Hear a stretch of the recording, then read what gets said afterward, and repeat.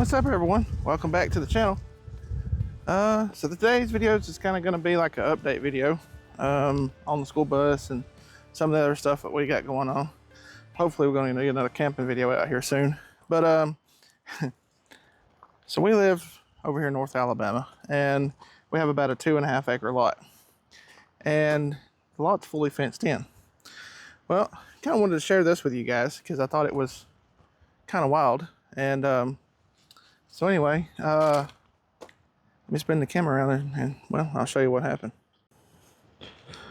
So this part of our property has a AT&T phone substation. This also provides internet for the fiber optic side.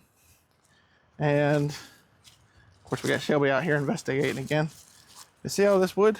Well, let me get over here a little closer and I'll show you guys. So this is kind of after the cleanup. This right here and this right here was actually 2 crepe myrtle trees that I had. There's still bits of car parts and stuff laying out here. So luckily it didn't get my gates or our telephone pole. So we're quite thankful about that. And I'll post up some other pictures here as I'm talking, so you guys can kind of see what's going on. So as you can see, that is actually part of our fence that went from the pole here to the corner here, right in this area.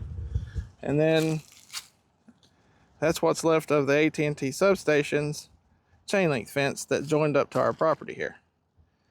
So the old house right there is on our property as well. So I'll take you over here real quick. And this is the fiber optic station,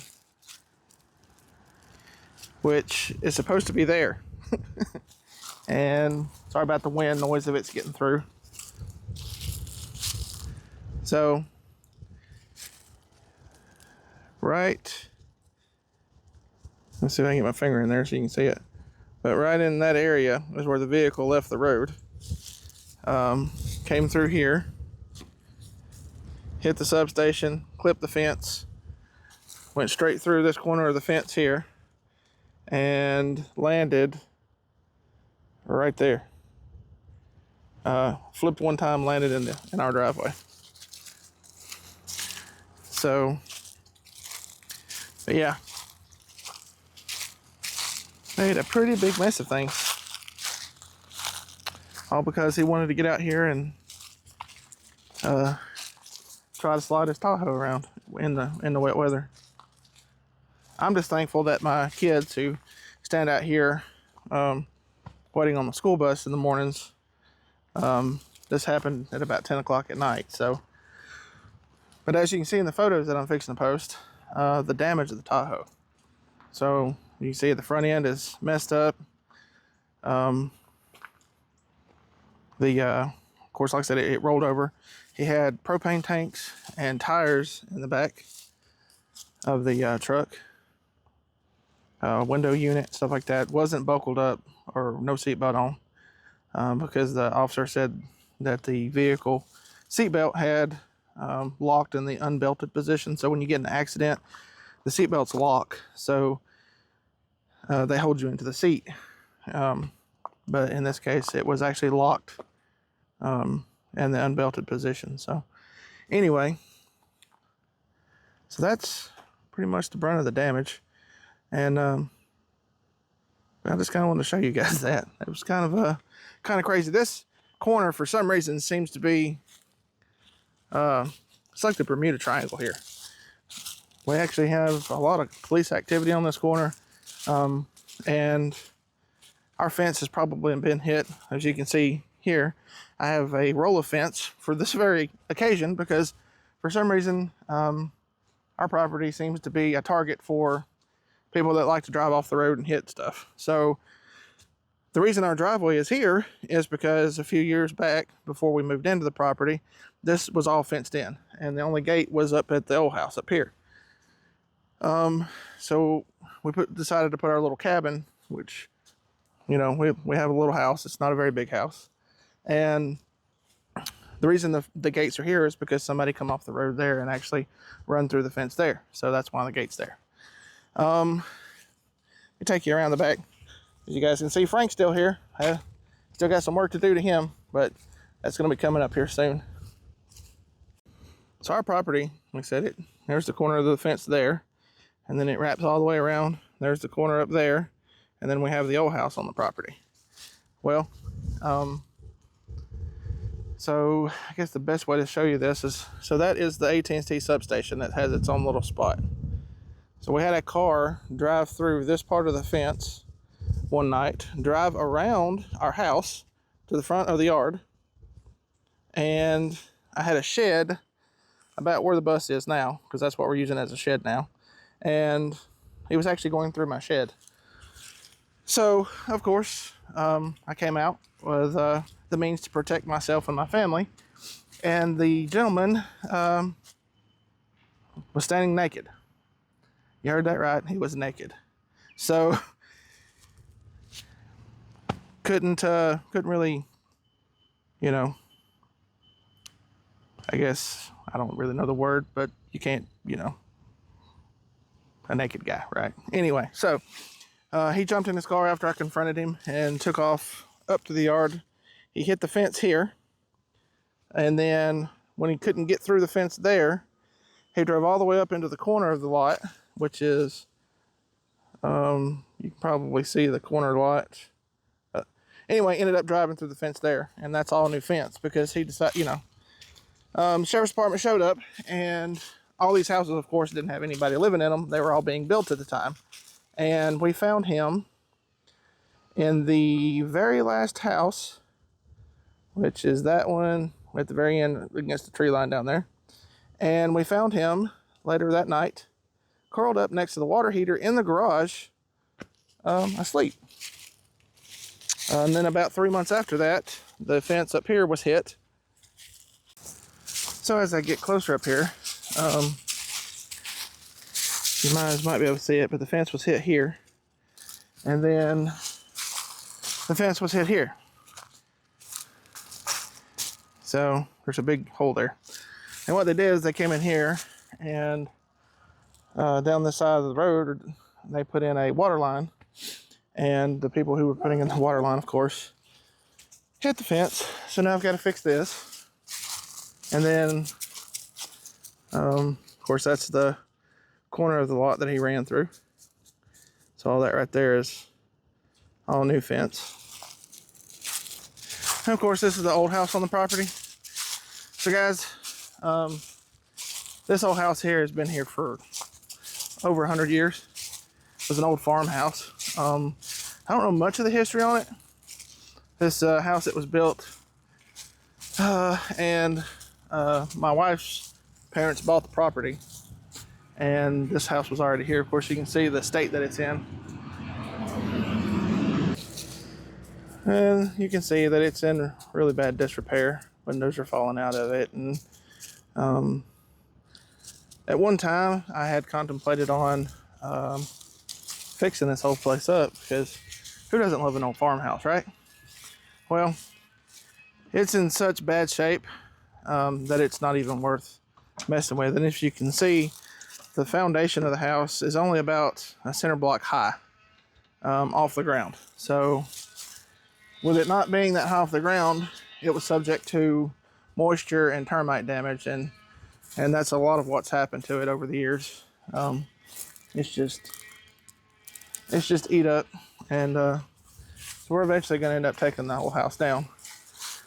And this is the four-way intersection here, and so if you look how it's set up, that's the reason this banister on the old house here, I don't know if you guys can see it, maybe you can, but it's actually bent because we had a car come through the intersection, hit the fence, and landed upside down against the house here. So it's just been one of those things. I don't know what it is about this property, but it's just like the Bermuda Triangle here. We've got neighbors and stuff around us, but they all seem to be like, I don't know, into something. It's the police are always out here. They're always around here shooting. It's just, you know, It's wild. So I can get you over here out of the sun. It's just crazy, you know? So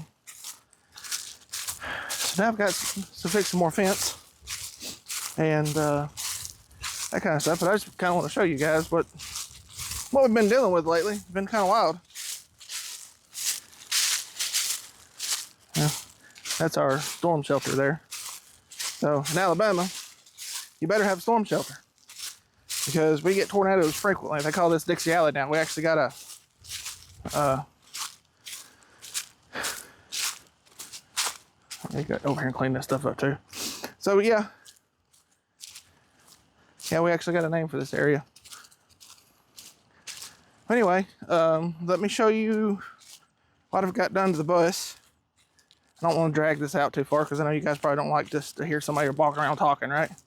So, yeah, let me show you the bus real quick. Okay, in the last video that I posted about the bus, we were working on the door. As you can see, I've mostly got the door figured out, and it actually turned out really good. I mentioned it in the other videos that the door actually leaned in at the top. So I squared all that up the best I could because I'm going to be honest with you guys, nothing on this bus so far has been square. This here was all bent up out of shape. I did a video on fixing that. Ended up fixing a bunch of stuff down here. This hinge was beat up. But as you can see, the door has been skinned. I still have to fill these in, clean this up, and then put a patch panel over this so it matches the same height as the rest of the door. Then we'll come in and seam seal everything, and then we'll paint it. And then, of course, scrape the windows and clean them up. I still have to do some adjusting, and I still got to put the rest of the bolts in here. Let's see here. There is a factory weather stripping that goes here, so we'll probably put that back because it does seal really well. And as of right now, I just got self-tappers in here just to kind of hold the hinge where I wanted it, so I could kind of mock this up. And there's a panel here I got to take off, so then I'm eventually just going to bolt it through. That's the idea. So, not much in the way. It's still, now it's a mess in here, guys, because, you know, I think I mentioned it before. I'm one of those guys that if I get started on a project and I finish it, and I'll end up doing something else. I have been running the diesel heater that we've got a video on, and it does pretty good considering the bus isn't insulated. The next step is to get those things out and make some patch panels for those. I did get the lower heater box back in the bus and new heater hose run. So that's the blue line you're seeing there. Let's see here. What else do I got? I still got to hook up the blower motors in there. There's a bracket that I've got to put in that holds the heater core from sliding. I got to get those hooked up. The top piece there goes back on. It's been painted, ready to go. Trying to see if there's anything else that I've done to this thing. I'm hoping the weather gets nicer so that we can get back on this. I've been kind of wanting to get back on this thing so we can maybe even do a dry run with it. Throw a table, some chairs, and a cook stove or something in here, maybe a mattress, and just take it camping just like it says, just to kind of just to do it. Yeah. And this is the back of the door, so I still got to skin this, but guys, it's getting there. Super excited with it. It does close really nice now, so it's kind of a win-win, right? The sun is super bright today. I'm not complaining though. It's like 73. And a couple weeks ago we had snow on the ground, which we did have a snow camp. You guys can check out that video. I'll put a link there on one of the corners. Can't remember which one it is. And yeah, like 9 degrees, and then it was like -3 or 4 wind chill. We're not built for that kind of weather down here. So it's kind of nice to see some nice warmer weather. I hope we have an early spring this year, guys. I really do. So let's take you over here and talk about one more thing, and then I'm going to end this video. All right, so behind me is my camping trailer. Got a couple videos on building these things. Well, I changed mine up quite a bit. Mike's has been pretty well improved upon, I guess is the word, improved upon, yeah. And it turned out really nice. So my biggest issue with camping, while I love to go camping, that's one of my favorite things to do, sometimes it's not the easiest thing to do. So when you've got 2 kids and a dog and a wife, which they do go with us, and that was the reason to purchase the bus, was so we could have more room when we all went. The tent on this thing, while it's nice and everything, it's a pain in the butt to deal with this cover. Okay, so you gotta pop this cover off. It's all Velcroed, and then if it's cold, this thing the cover's stiff. Like it, once it warms up a little bit, it's not bad. The other thing is, that's the reason I put it down on these bars to lower it down, because I'm not very tall. So it was a little easier for me to manage with taking the cover on and off. Now they do have some rooftop tents that clamshell, which are way easier to deal with, and that may be something that I get in the near future. But I said all that to say this is, we might be changing it back up a little bit. I may be working on trying to get us a van to camp in. While this is a great setup and all, the real main issue I have with this is setup time. So you roll up, you have to take all this out, flip the tent out, and then, while it's really not that bad, the real issue is getting that top on. And then if it's raining, you have to fold all this up, put the cover on it, and then you have to bring it home and then set it back up so that you don't get any mold or mildew in the tent, which that's with any tent, whether it be a ground tent or a rooftop tent. So I really just want to kind of simplify it a little bit. If we have a van, you roll up, popping on and out, set your table up for cooking, and you're camping. So that might be something we do, is switch back to a van. I liked having the van. Hey guys, well, I guess that's really going to be it for this video. I guess I walked around and talked enough. That's kind of what we got planned in the future. Mike is also contemplating on building like a teardrop trailer to maybe simplify his setup.